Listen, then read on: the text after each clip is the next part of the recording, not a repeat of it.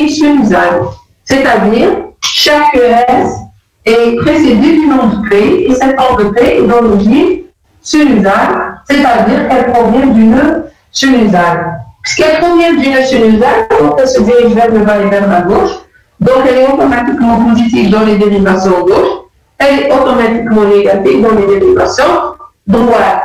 Elle est automatiquement positive dans les dérivations intérieures, parce qu'elle se dirige vers le bas et vers la gauche.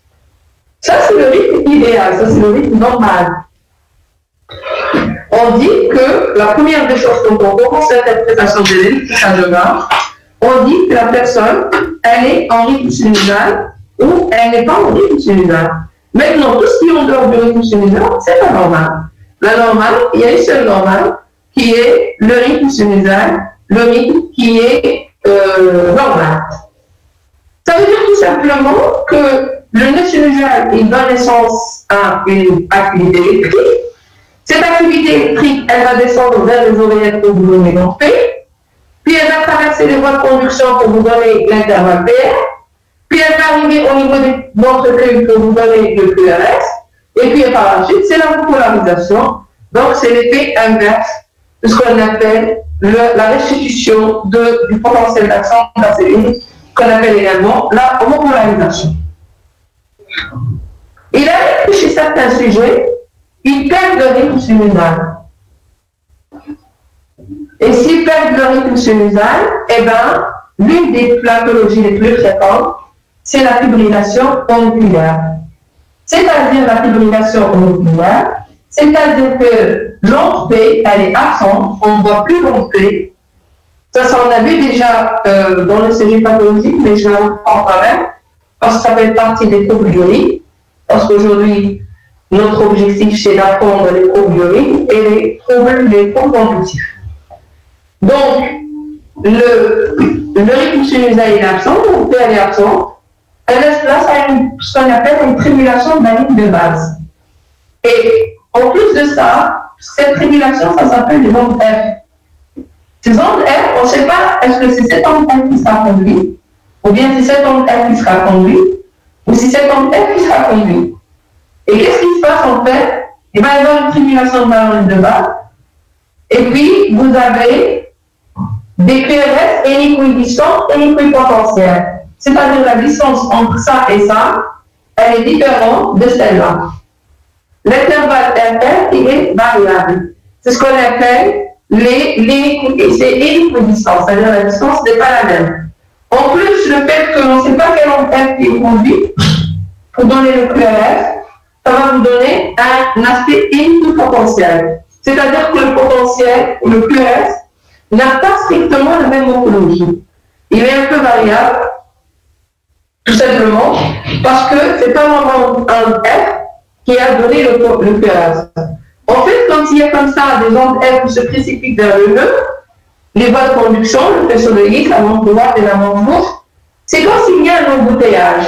Et cet embouteillage-là, qu'est-ce qu'il va faire? Il va créer un certain délai dans la conduction, un certain retard dans la conduction, de telle sorte que le QRS devient un peu plus large, un peu plus ample, et il n'est pas le même. C'est ce qu'on appelle hélico-distant et hélico-potentiel. Et puis, vous avez une autre anomalité, c'est bien ce qu'on appelle le flotteur auriculaire. Cette fois-ci, dans le flotteur auriculaire, ça c'est mieux, mais même dans celui-là, il est bien. Je ne sais pas moi peut-être. À côté de la fibrillation qui est une tribulation de la ligne de base, vous avez alors une onde de flotteur. Une onde de flotteur, c'est comme vous avez, voyez ici, c'est des ondes qui sont bien en forme sinusoïdale. C'est des ondes qui sont bien organisées. Ce n'est pas comme la fibrillation auriculaire. Et ça veut dire tout simplement qu'il y a une onde d'activation qui tourne dans les oreillettes. Il y a une seule onde d'activation qui tourne et qui tourne sans arrêt, qui donne le flotteur auriculaire. On a vu ça la dernière fois, c'est juste pour une petite révision. Et puis à côté, vous avez la tachysystolie atriale. on pétrit, on pétrit, on pétrit, on pétrit. Pratiquement, c'est la même chose. Pratiquement, c'est la même chose que le flotteur. Mais le flotteur répond à un mécanisme qui s'appelle la macro-réentrée. On a vu ça la fois passée, et vous avez bien posé des questions. Mais ça, c'est généralement chez Focale. Il y a ce foyer qui décharge pour avoir un retour à la ligne isoélectrique. Comme je vous ai dit la dernière fois, c'est comme un clignotant qui vient et qui part, qui vient et qui part, qui vient et part, qui donne un retour à la ligne isoélectrique. C'est ce qu'on appelle les troubles du rythme à l'étage auriculaire. Les troubles du rythme les plus fréquents qu'on peut rencontrer à l'étage auriculaire. Maintenant, qu'est-ce qui provoque ces troubles du rythme? Vous savez que tous les troubles de conduction, les troubles du rythme, sont liés soit à une anomalie de la genèse de l'activité électrique, que l'activité électrique ne prend pas naissance normalement, soit elle prend naissance normalement, mais quand elle est conduite dans les oreillettes de mon portefeuille, elle n'est pas conduite normalement. C'est ça ce qui est passé pour les troubles du rythme. Ou si elle prend naissance à partir d'une normalement, et elle est conduite normalement, elle n'arrive pas à disparaître normalement. Parce qu'on a vu le premier cours ensemble, on a dit que l'activité électrique, elle répond à la loi de naître, vivre et mourir.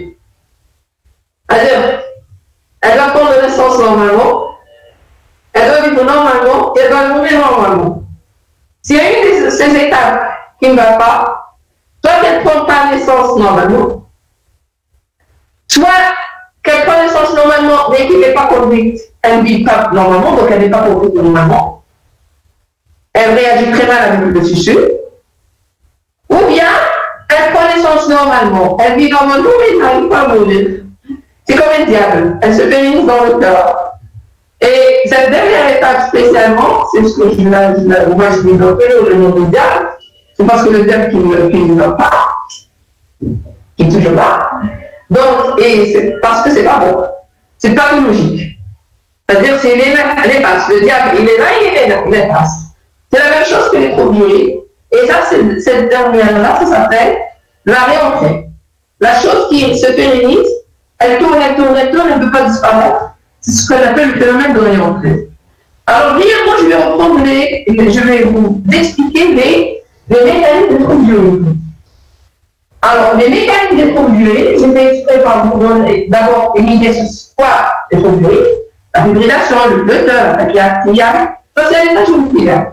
Vous savez que je commence toujours par les troubles du rythme parce que, en fait, les troubles du rythme, à l'étage auriculaire, on peut vivre avec. C'est-à-dire, ça vous donnera le temps de les identifier, de les traiter, de faire votre diagnostic. On peut vivre toute notre vie avec une fibrillation auriculaire. On ne peut pas vivre quelques secondes avec une fibrillation auriculaire. Tout ce qui est à l'étage ventriculaire, vous n'avez même pas le temps de le voir. Une fibrillation ventriculaire, elle peut tuer le malade en quelques secondes, alors que vous n'avez même pas eu le temps de voir des électrocardiogrammes et de l'enregistrer. Qu'en est-il pour le mécanisme? Donc, si on veut bien étudier les mécanismes d'un trouble du rythme, on étudie bien à l'étage auriculaire. Et par la suite, si on veut rapporter ces mécanismes-là à l'étage ventriculaire, on va dire que la fibrillation auriculaire a tel mécanisme, la fibrillation ventriculaire a tel mécanisme. Puisque le flotteur auriculaire a tel mécanisme, le flotteur ventriculaire a tel mécanisme. Puisque la cardiaque a tel mécanisme, la cardiaque ventriculaire a tel mécanisme.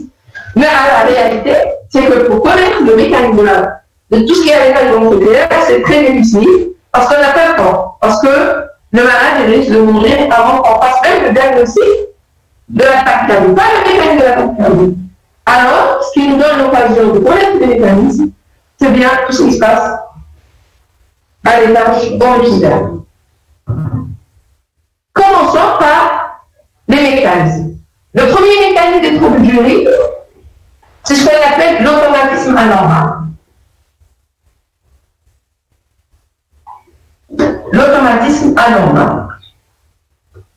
Je vais m'exprimer. Le nœud sinusal, c'est lui qui est responsable de l'automatisme. C'est vrai ou pas?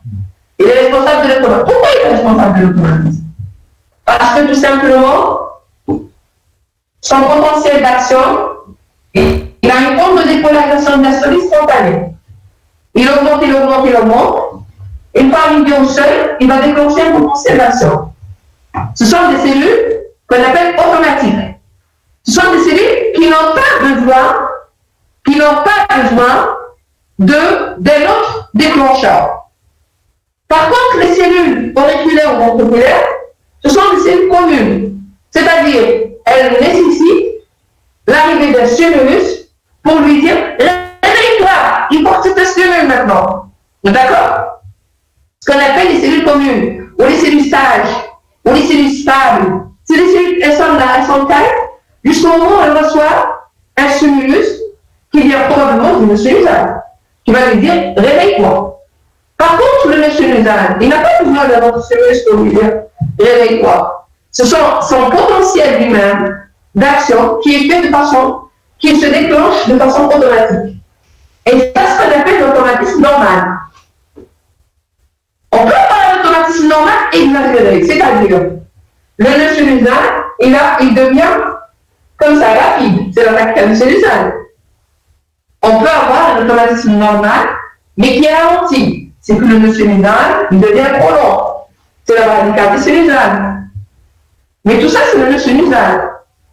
À moindre degré, le nœud auriculaire. Mais une cellule commune, normalement, elle n'est pas automatique. Si jamais pour une raison X, et c'est le cas par exemple de l'impact du diaphragme aigu, des skilling, la cellule, vous savez pourquoi la cellule est sous son potentiel d'action il y en a un? Parce que elle est bien nourrie, elle est bien oxygénée, elle reçoit l'eau qu'il faut, elle vit dans de bonnes conditions. Si c'est une cellule automatique, elle reste automatique. Si c'est juste une cellule commune, elle reste commune. Si jamais il y a une occlusion d'une artère coronaire, cette cellule-là, elle est mal nourrie. Si elle est mal nourrie, son potentiel d'action, il sera modifié. Et la cellule commune qui était sage, jusqu'au jour d'aujourd'hui, eh ben, elle va développer tout simplement un potentiel d'action. Et son potentiel, il va devenir comme ça. Ça veut dire qu'elle va développer ce qu'on appelle un automatisme. Qu'on appelle l'automatisme. Voilà la cellule qui était commune. Voici la cellule commune. Elle a un potentiel qui est stable. Maintenant, si elle devient automatique, elle va devenir comme la cellule du nœud sinusal. Et elle va elle-même déclencher un potentiel d'action. C'est-à-dire ici, il y a une altération dans la genèse de l'activité électrique. Ça veut dire tout simplement, la cellule qui était stable jusque-là et qui normalement elle doit subir seulement, au contraire, elle se révolte, elle est là. Elle dit moi aussi je déclenche l'activité. Et puis qu'est-ce qu'il va y avoir? Il va y avoir une activité qui vient du nœud sinusal, une activité qui prend naissance à partir de cellules communes. Donc il y a une anarchie. Il n'y a plus l'hiérarchie. Normalement, le nœud sinusal les déclenche, toutes les cellules subissent. C'est le patron. Il y a un seul patron. Maintenant, s'il y a plusieurs patrons, c'est la fatale. C'est l'anarchie. C'est les troubles du rythme. L'un des premiers mécanismes des troubles du rythme, c'est ce qu'on appelle l'automatisme anormal. L'automatisme anormal, il faut le différencier de l'automatisme normal exagéré, comme je l'ai dit tout à l'heure. L'automatisme normal exagéré, c'est quand le nœud sinusal il devient rapide. Mais c'est automatique normal. Le nœud sinusal, il a un automatisme. Maintenant, si le nœud sinusal il devient lent ou il devient rapide, ça c'est autre chose. C'est ce qu'on appelle l'automatisme normal, exagéré ou ralenti. Maintenant, quand une cellule elle devient automatique alors qu'elle n'est pas automatique, c'est là où on parle de l'automatisme anormal. Et ça se voit surtout dans les premières heures du chaland coronarien aigu. Quand la suppléance du sang s'arrête, la cellule elle commence à souffrir, le côté électrophysiologique de la cellule commence à souffrir, et la cellule commune devient une cellule automatique. Le deuxième mécanisme des troubles du rythme. Vous avez une cellule, voici une cellule. La phase 0, la phase 1, la phase 0, la phase 1, la phase 2, la phase 3 et la phase 4. Ça, c'est la phase 0. C'est la dépolarisation. Durant cette phase, il y a une entrée massive du sodium. Là, il y a une entrée du potassium pour assurer la contraction. Et là, il y a une sortie du potassium pour assurer la repolarisation. Et là, c'est la pompe Na plus K plus à deux places. Normalement, le sodium, quand il rentre à l'intérieur de la cellule, c'est la dépolarisation, c'est la phase 0. Et durant cette phase-là, normalement, il y a un état d'équilibre, et puis il y a une sortie du potassium. Si là, pour une raison X, que le sodium il va rentrer de façon massive, soit durant la phase 2, soit durant la phase 3, ou bien même durant la phase 4, ce qu'on appelle l'activité déclenchée. L'activité déclenchée, c'est quand vous avez un déclenchement du potentiel d'action au moment où la cellule devrait être au repos. C'est ce qu'on appelle l'activité déclenchée, et c'est l'une des étiologies ou des mécanismes des troubles du rythme graves qui peuvent, s'ils sont bien sûr dans le mieux cas ventriculaire, ça entraînerait le décès de la personne. Donc, le deuxième mécanisme, c'est l'activité déclenchée.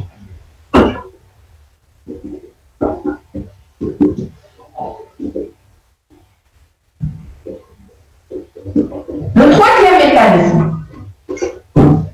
troisième mécanisme, c'est le phénomène de réentrée ou le fameux phénomène de réentrée. Ça veut dire le phénomène de réentrée. C'est-à-dire, au lieu que l'activité électrique a croissance à partir de nos cellules, elle active les oreillettes, elle active les ventricules, elle disparaît. Non, elle ne disparaît pas. Elle veut soit dans les oreillettes, pour donner par exemple le flottant oculaire, soit, c'est le phénomène de réentrée, soit elle dépasse les oreillettes et elle se pérennise dans les ventricules pour donner les tachycardies et le flottant ventriculaire. Ça, c'est le phénomène de réentrée. Ça veut dire tout simplement que la cellule, elle a été excitée dans un premier temps. Voici l'activité électrique, elle sort du nœud cellulaire. Elle va exciter cette cellule. On a vu la fois passée que quand on excite une cellule, cette cellule-là, elle va entrer en phase réfractaire. Supposons que les cellules ne sont pas au même niveau. Cette cellule, elle est prête à recevoir l'activité électrique. Cette cellule, elle est en phase réfractaire. Cette cellule, elle vient de recevoir l'activité électrique et elle rentre en phase réfractaire. La cellule va se mettre vers le talent contre le talent. L'activité électrique, quand elle vient, elle trouve cette cellule-là prête à être excitée, elle va l'exciter. Mais est-ce qu'elle va exciter les autres? Non. Elles sont en période réfractaire. Et cette activité électrique, qu'est-ce qu'elle va faire? Elle va chercher toutes les cellules qui sont prêtes à être excitées. Elle va les exciter.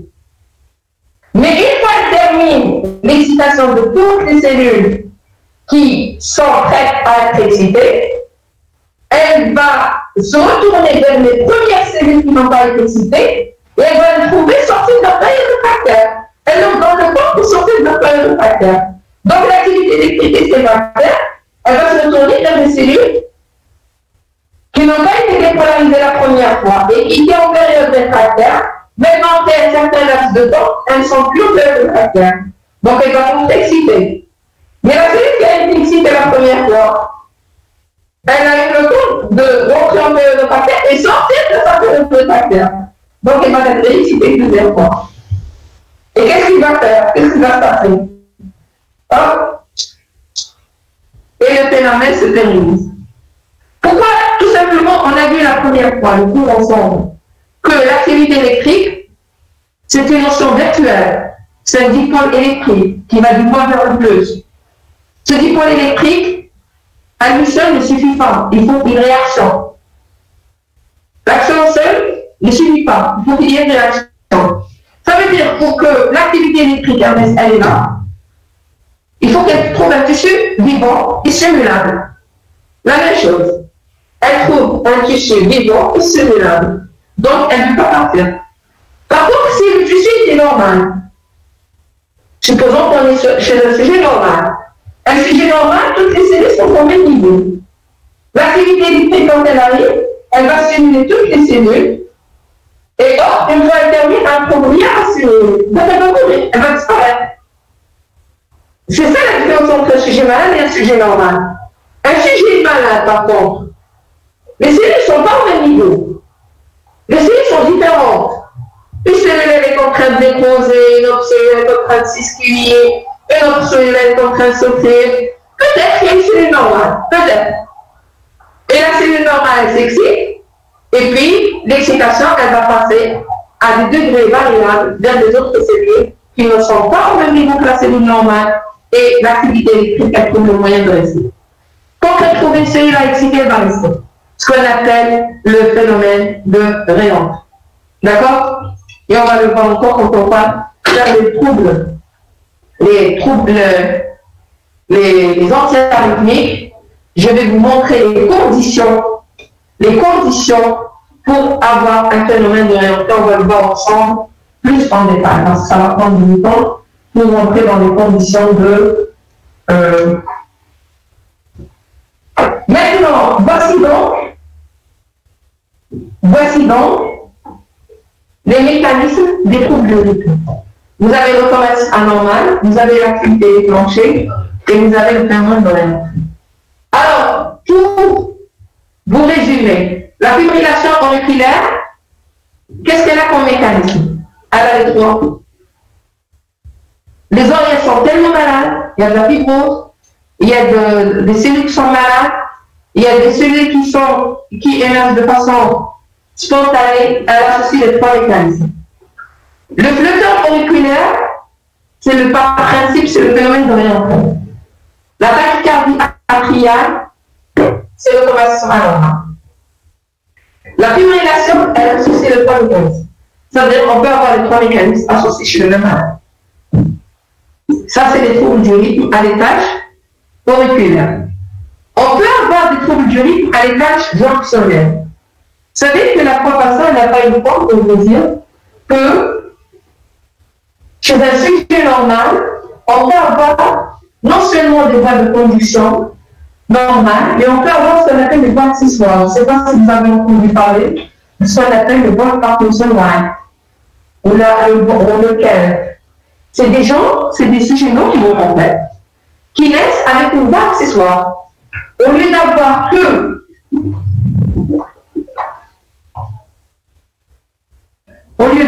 la voie, au lieu d'avoir que la voie de conduction normale, le EAV, le vaisseau de His, la bande droite et le bande droite, on a des voies accessoires. Ces voies qui peuvent relier les oreillettes vers le ventricule. C'est-à-dire ça choque. C'est raccourci. C'est comme un raccourci. Au lieu de prendre toute cette route-là pour arriver au niveau des ventricules, l'activité électrique, elle peut emprunter une voie. Voilà. Donc, bon, c'est les marqueurs. Hein. Bon, c'est les marqueurs. Voici, il voit bien comme ça. Hein. Et non, il voit bien. Voilà, donc, voici une voie de conduction accessoire. Moi, je la vois, moi, je la vois. Voie accessoire. Cette voie accessoire, qu'est-ce qu'elle fait? Normalement, chez un sujet normal, vous avez une entrée, un intervalle PR ou un de T, c'est ça? Chez un sujet qui a une voie accessoire, l'activité électrique, elle va emprunter la voie accessoire et elle va arriver rapidement au niveau du ventricule. De telle sorte que vous avez une entrée et vous avez une onde delta.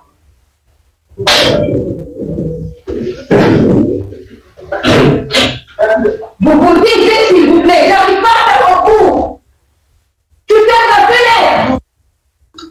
Perds la fenêtre, je suis en train de faire le bruit, je n'arrive pas à prendre.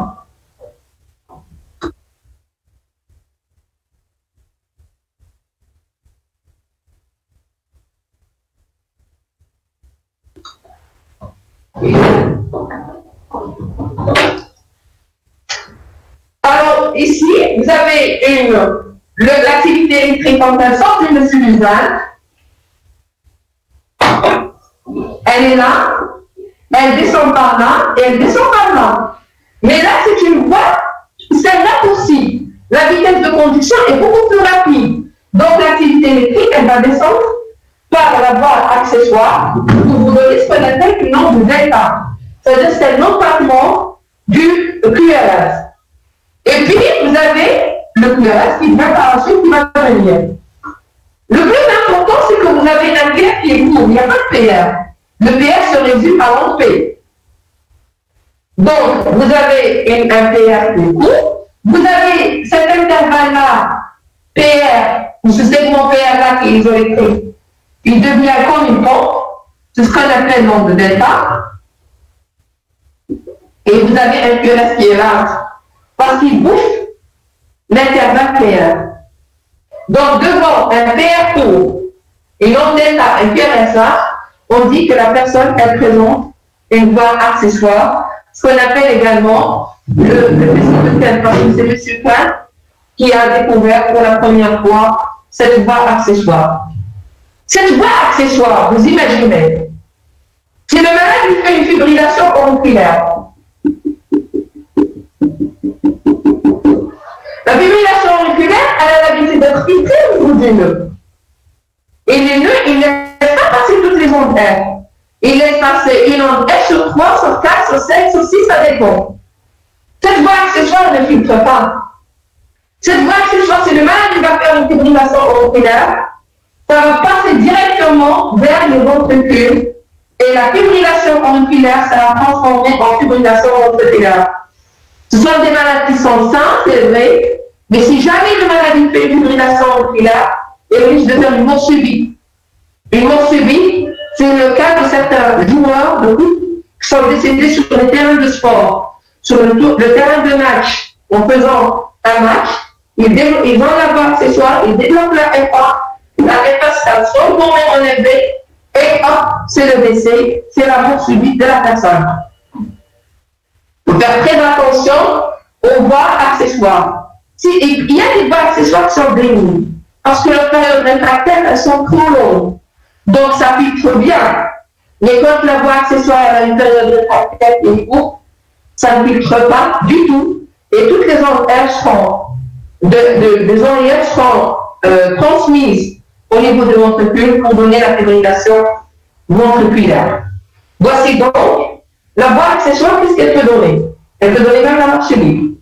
Maintenant, la voie accessoire, elle peut donner également des tachycardies. Ce qu'on appelle les tachycardies jonctionnaires ici. Voici l'oreillette. Voici les ventricules.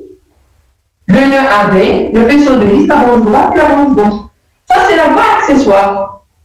Cette voie accessoire-là, elle peut constituer avec ça un substratum anatomique qu'on appelle un phénomène de réentrée. Et l'onde d'activation, elle peut tourner comme ça entre le voie accessoire et la voie de conduction normale. C'est-à-dire, pour vous expliquer un peu, vous avez la voie accessoire, le sinusal, il va activer la voie accessoire.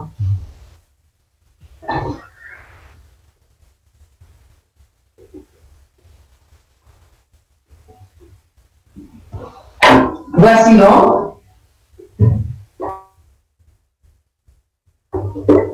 Le AV est surveillé à mon droit. Voici la voie accessoire. L'onde d'activation, elle est partie par là. Le temps qu'elle arrive ici, elle a pris du temps. Elle veut descendre, elle a pris du temps. Le temps que l'activité s'engage ici, elle arrive ici, elle trouve que les voies normales ne sont pas encore excitées, la excitée dans le sens de s'engage. Elle va monter avant que la d'activation arrive au niveau de ces voies. Elle va les simuler. En les simulant, quand elle simule un moment, elle trouve que cette voie accessoire, elle va redescendre. C'est le phénomène de réentrée. Ou c'est l'inverse. Elle peut arriver ici, avant là, elle va descendre par là. Le temps qu'elle arrive ici, elle trouve cette voie-là, elle va s'engager dans le sens rétrograde et elle va changer de sens seulement. Comme ça ou comme ça. Ce qu'on appelle le phénomène de réentrée. Quand elle descend par la voie normale et elle monte par la voie accessoire, on appelle ça orthodromiques.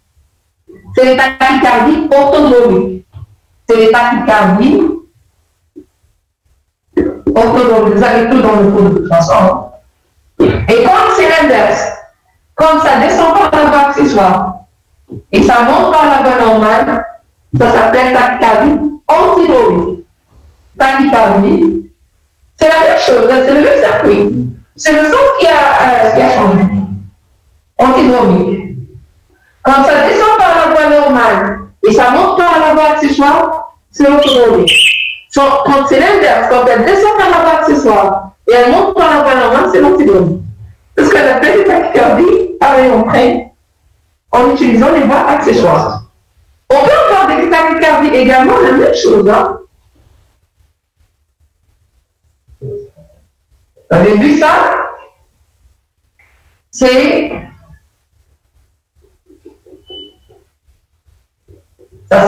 quand vous voyez des choses en gros.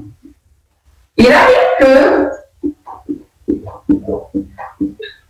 le nœud auriculoventriculaire lui-même est constitué par deux bords.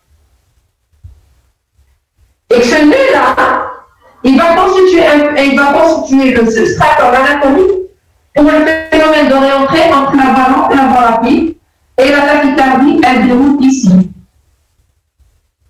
Quand on a une voie accessoire entre l'oreillette et le ventricule, c'est la grande réentrée. Quand dans le nœud AB, le nœud auriculoventriculaire, c'est la réentrée, mais en tridimension.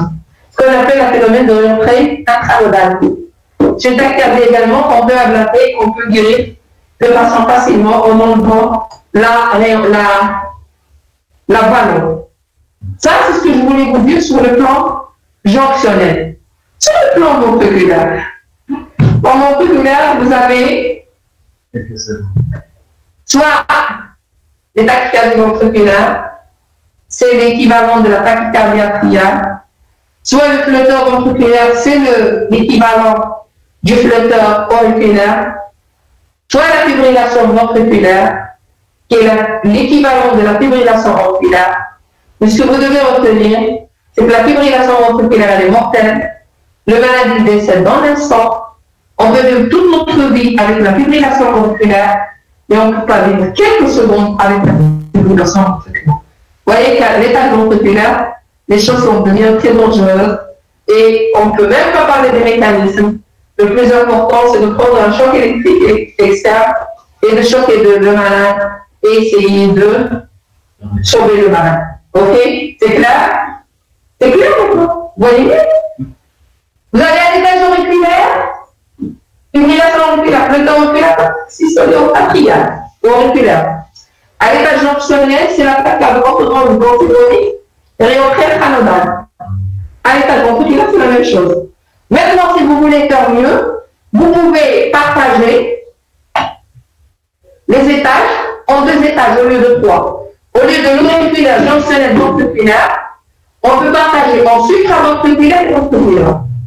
Dans la supraventriculaire, on a le flux auriculaire, la fibrillation auriculaire, la tachycardie atriale, mais on y rajoute la tachycardie orthodromique, antidromique et la réentrée intranodale. C'est-à-dire on rajoute le jonctionnel avec l'atrial pour devenir supraventriculaire. Et ventriculaire. Ventriculaire, c'est la fibrillation ventriculaire, la tachycardie ventriculaire, le ventriculaire. Est-ce que c'est clair? C'est clair. Ce que je voulais vous dire, bien sûr, le malade va sentir des palpitations. S'il s'agit de fibrillation ventriculaire, c'est la ventriculaire.